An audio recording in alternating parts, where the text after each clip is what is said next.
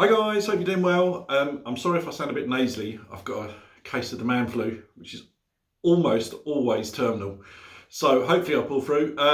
Guys, I need to thank you all for the comments and the views on my last video. I think that's the most views I've had on a video in such a short period of time ever, I think. And thanks for all the comments. I've learned a lot about motorbike security. I think the biggest thing I've learned is to have a disc lock at both ends. I never thought of that, which is weird. I don't know why I never thought of that before. So yeah, I've ordered another disc lock. One of you said that my disc lock looks shite.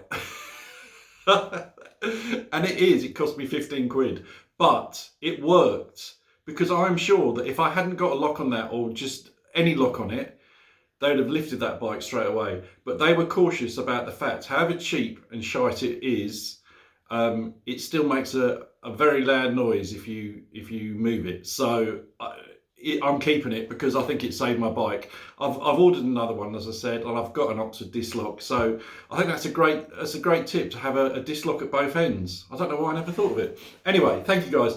The other thing that I need to say is I think I'm about 10 subscribers away from 4,000 subscribers. 4,000. How's that? That's 96,000 to go, and then I get a silver what's it. But seriously, I have, as you know, I have no aspirations with my YouTube channel. I don't even think of it as a YouTube channel, which is a bit weird. What I love is the interaction with you guys and the comments and the emails that I get. I just absolutely, that's the only reason I do it. I don't particularly like watching, I don't watch myself, I never watch my videos back. Yeah, it's not something that I particularly enjoy doing, but I enjoy the interaction with you lot. And to have 4,000 subscribers is incredible. So if you've got anyone, a neighbour that needs a bit of two-wheel willy, can you get them to subscribe? I want to get, every time I ask that, I always get it. So I'm literally 10 away from 4,000 subscribers. Amazing. Thank you so much, guys. I really, really appreciate it. I've got a Rob story.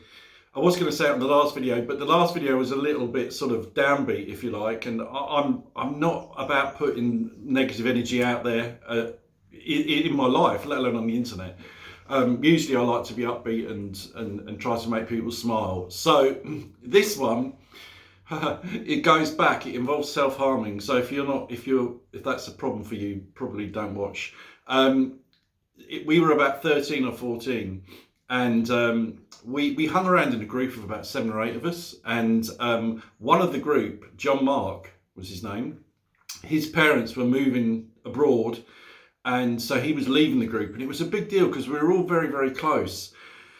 And then I think maybe 3 or 4 days before he left, Rob came up with this idea. He said, I've seen a program or I've read about it. He said, we should all become blood brothers. Oh my God. And for those of you who don't know what he meant by that, it's when you cut yourself and you join hands, if you cut your hands, and let the blood intertwine, which is probably not the best thing to do. And then you're blood brothers forever. So we thought, yeah, that sounds a great idea. So he said, right, tomorrow we'll meet at our place that we always met in Highgate Woods. There was an old abandoned tube station there.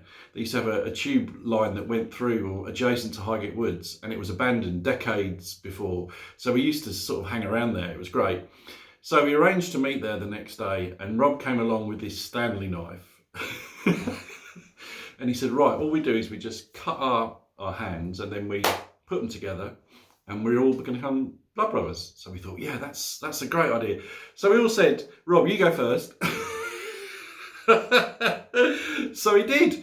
And he got this Stanley knife and he literally pushed deep into his palm, and the blood was dripping or streaming down his hands. And we were like, whoa, we're not doing that. Mum's going, you've got to, come on. So we were all very gingerly doing little tiny scratches on the hand and then grabbing Rob's hand. And then we were blood brothers. Anyway, a couple of days went by and we hadn't seen Rob, so we all piled round to Rob's. Now, Rob's parents were Irish, and his dad was very quiet, didn't really talk very much. But his mum was quite a ferocious woman. We were all kind of scared of her. Although every time we went round there, we probably went round there 2 or 3 times a week, she used to usher us all into the living room where there was a dining table, and then she used to bring out jam and bread and jam, and a massive pot of tea. I'm sure the pot was small, but when you're young, and she used to feed us, and then used to sit there and listen to us chat. And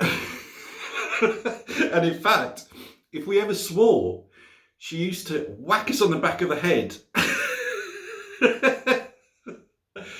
and used to say, "Stop blaspheming, you little fecker." I'm sorry if that's a bad Irish accent, but I can still hear it in my head.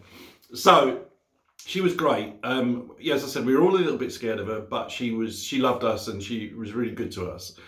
Anyway, we went round that day looking for Rob because we hadn't seen him, and she opened the door and her face was fume-skin. I mean, she was fume-skin. And we thought, uh-oh. She said, "You better come in. I need to, I can't do the Irish accent because I'm just going to offend some of you. So imagine the Irish accent. She said, "Come in, sit down. What have you done to Rob? What's happened to his hand?" We we spent the night before in the A&E. And Rob said to her that he'd done it to himself and she didn't believe it. So she was saying to us, "Now you've got to tell me, boys, you can't say that my son Robert is a self-harmer." And we all said in unison, "Yes." So he had to have stitches. And we had to explain to her about the blood brothers thing. Honestly, this woman must have thought we were absolutely crazy. She was a great woman though, absolutely. I have such fond memories of her. Anyway guys, that is my little story. Let me spin the camera around and show you the bike, because you haven't seen the bike for ages.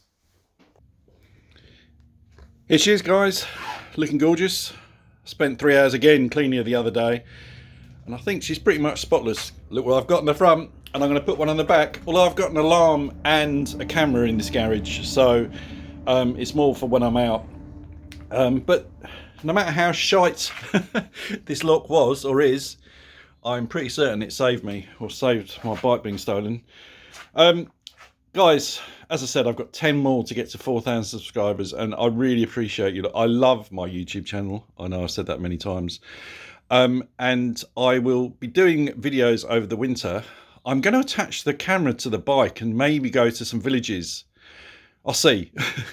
Anyway, guys, thanks so much. Have a great week, and I'll catch you on the next one. Ride safe.